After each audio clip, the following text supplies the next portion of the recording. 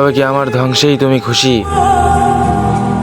হঠাৎ করেই আমার জীবনে তুমি এলে, ঠিক এমন সময়ে যখন আমি কাউকে চাইবার সাহসটুকুও হারিয়ে ফেলেছিলাম।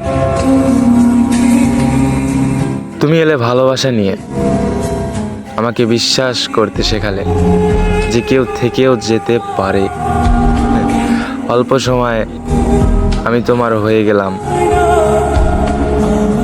এতটাই হয়ে গেলাম যে নিজের চাওয়া পাওয়া, নিজের অহংকার, নিজের সব কিছুর আগে তোমাকে রাখলাম।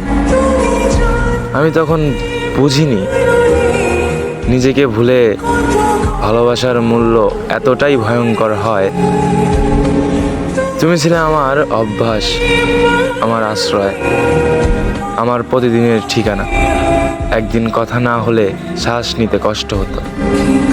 আমি ভেবেছিলাম যাকে এতটা আপন করে নিয়েছি সে কোনোদিনও ছেড়ে যাবে না, কিন্তু দেখো আমাদের আর একসাথে থাকা হলো না।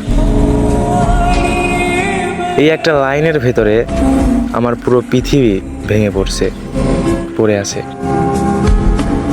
অবশেষে 3 কবুলের মাধ্যমে তুমি অন্য কারো হয়ে গেলে।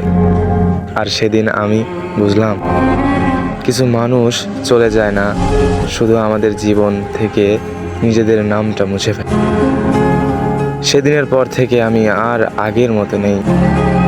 আমি হাসি, কথা বলি, সব ঠিকঠাকই করি, কিন্তু ভেতরের মানুষটা মরে গেছে।